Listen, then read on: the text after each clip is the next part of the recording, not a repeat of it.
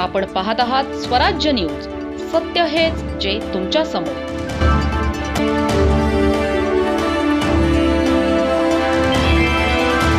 धुळे जिल्ह्यातील शिंदखेडा शहरातून एक महत्त्वाची बातमी.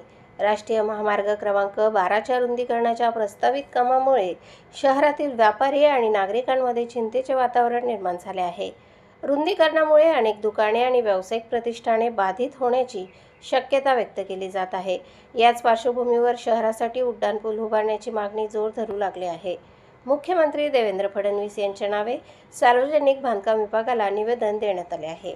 सार्वजनिक बांधकाम विभागाचे स्थापत्य अभियंता पंकज भामरे यांनी हे निवेदन स्वीकारले. भगवा चौक ते पाटण चौफुलीपर्यंत महामार्ग विकासासाठी सुमारे 13 कोटी रुपयांचा निधी मंजूर झाल्याची माहिती आहे. विकासाचे स्वागत असले तरी व्यापाऱ्यांचे नुकसान टाळावे अशी मागणी करण्यात आली आहे. रस्त्यालगतच्या व्यापाऱ्यांना 15 मीटर अतिक्रमण हटविण्याच्या नोटिसा देण्यात आल्या आहेत. काही ठिकाणी कारवाईही सुरू झाली आहे. मात्र अनेक दुकाने मालकीच्या जागेवर असल्याचा दावा व्यापाऱ्यांनी केला आहे. शिंदखेडा हे तालुक्याचे प्रमुख व्यापारी केंद्र आहे. येथील बाजारपेठेवर हजारो कुटुंबांचा उदरनिर्वाह अवलंबून आहे.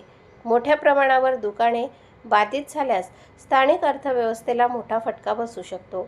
त्यामुळे शासनाने उड्डाणपुलाचा पर्याय गांभीर्याने विचारात घ्यावा अशी मागणी करण्यात आली आहे.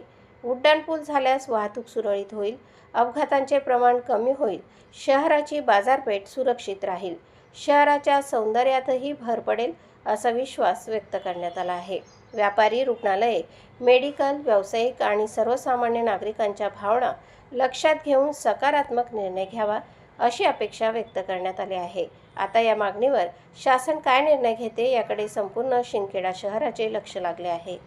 प्रतिनिधी योगेश गिरासे आणि वृत्तनिवेदिका सीमा पाटीलसह स्वराज्य news Shindkheda. Voice of media पत्रकार संघाच्या वतीने शिंदखेडा येथील सार्वजनिक बांधकाम विभागाचे अभियंता यांना तसेच महाराष्ट्र राज्याचे मुख्यमंत्री माननीय देवेंद्र फडणवीस साहेब, सार्वजनिक बांधकाम विभाग मंत्री तसेच आपले धुळे जिल्ह्याचे पालकमंत्री यांच्या नावे आज पत्रकार संघाच्या वतीने निवेदन देण्यात आलं आहे.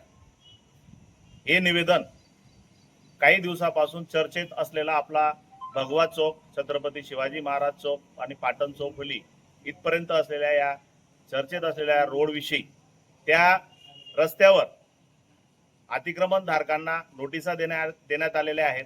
नोटिसांमध्ये 15 मीटर पर्यंतचं अतिक्रमण त्यांचं काढण्यात येणार आहे. खरं तर पाहायला गेलं तर अशा या गोरगरीब जनतेच्या पोटावर पाय देऊन करण्यात आलेला विकास हा कितपत योग्य आहे आणि याच विषयाच्या अनुषंगाने आम्ही अतिक्रमण न काढता आपण विकास करायचा असेल, सुशोभीकरण करायचं असेल तर आम्ही या मार्गावर आम्ही आमच्या या पत्रकार संघाच्या वतीने फ्लायओव्हर म्हणजे उड्डाणपूलची मागणी केलेली आहे.